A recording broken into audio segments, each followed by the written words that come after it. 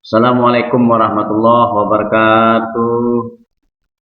Alhamdulillah hari ini anak-anak kita dapat melanjutkan materi pelajaran yang terdahulu yang berkaitan dengan hubungan makanan dan kesehatan. Pada pertemuan kali ini Bapak akan menjelaskan lagi yang berhubungan dengan makanan dan kesehatan. Anak-anak yang berada di rumah, sebelum kita melanjutkan kepada materi ini, mari kita awali dengan bersama-sama membaca Bismillahirrahmanirrahim. Anak-anak yang berada di rumah, tolong disimak dan diperhatikan materi yang Bapak sampaikan pada hari ini.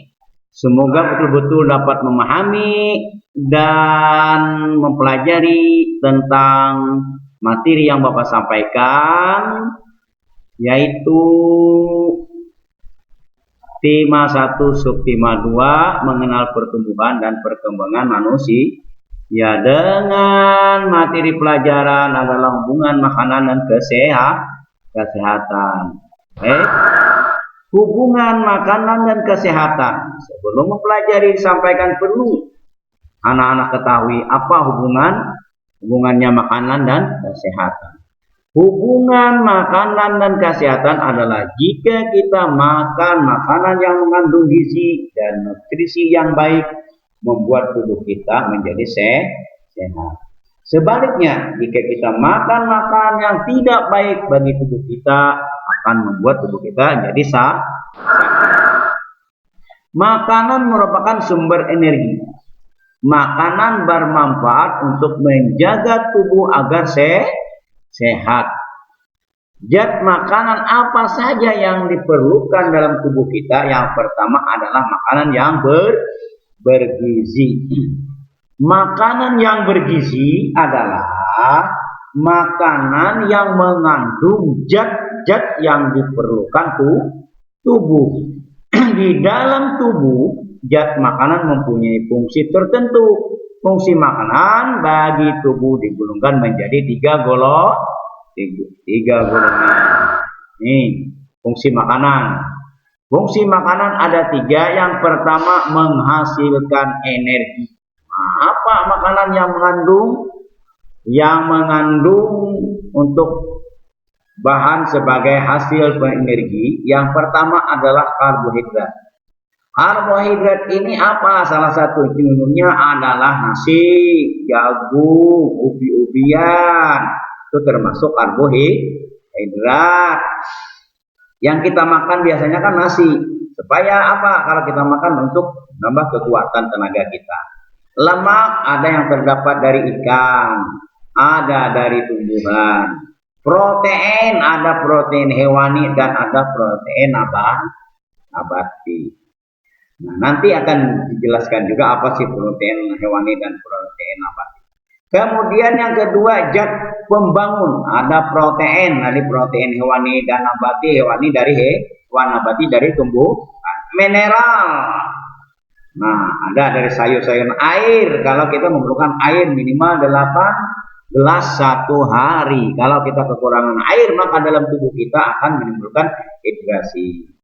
Yang ketiga adalah zat pengatur, itu mengandung vitamin. Banyak, vitamin A, vitamin B, vitamin C, vitamin D. Dan kesemuanya itu adalah untuk mengatur suhu tubuh kita. Apalagi di zaman yang seperti ini, kita harus menjaga kesehatan. Paling tidak energi kita, matikan energi, harus makan. Kalau makan kurang berarti tenaga kita akan lemah. Dan ini juga makanan harus mengandung protein. Yang pembangun ini merupakan adalah pertumbuhan kita. Kalau kita kekurangan protein, pertumbuhan kita tidak bisa akan berkembang. Zat pengatur adalah untuk mengatur stamina kita. Kalau kita kekurangan vitamin, ada yang menyebabkan misalnya nanti vitamin A, itu kekurangan vitamin A bisa menyebabkan kita rabun senja. Nah, ini salah satu contoh. Baik, lanjutkan ya anak-anak. Dari 3 fungsi makanan di atas dapat dijelaskan bahwa makanan yang mengandung gizi adalah yang pertama karbohidrat. Nah, tadi sudah Bapak sampaikan ada talas, ubi, ladi, ubi apa namanya, Bitalas itu ada sengkong, ada ubi jalar, ada beras, ini juga beras merah, beras apa, yang penting beras itu untuk kentang, gandum, ini adalah yang mengandung karbohidrat untuk kekuatan tubuh kita. Nah, manfaat karbohidrat adalah apa? Menghasilkan energi, membentuk cadangan makanan. Gak memberi rasa kenyang. Nah, ini yang manfaat karbohidrat, menghasilkan energi agar supaya kita kuat. Bayangkan orang yang tidak makan itu, tubuhnya itu tidak akan kuat. Membentuk cadangan makanan kita yang kita makan itu untuk menambah kekuatan kita. Ada memberikan rasa lemak. Nah, ini yang kedua, lemak. Lemak dapat kita peroleh dari hewan, lemak yang berasal dari hewan yang disebut dengan lemak hewani.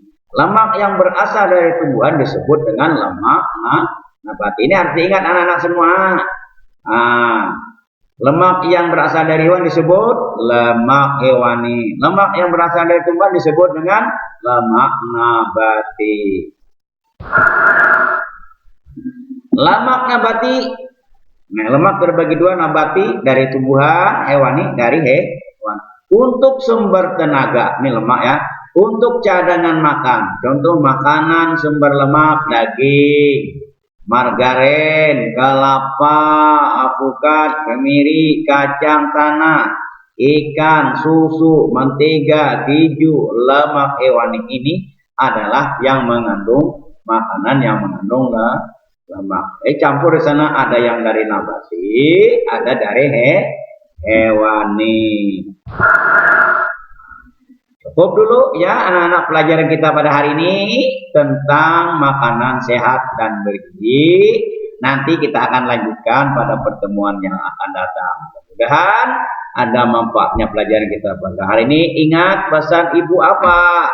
Yang pertama adalah kalau keluar rumah pakai masker, datang dari jalan cuci tangannya, itu jangan sampai lupa. Demikian anak-anak yang dapat Bapak sampaikan. Mari kita tutup pelajaran dengan bersama-sama mengucapkan alhamdulillahirabbil alamin. Assalamualaikum warahmatullahi wabarakatuh.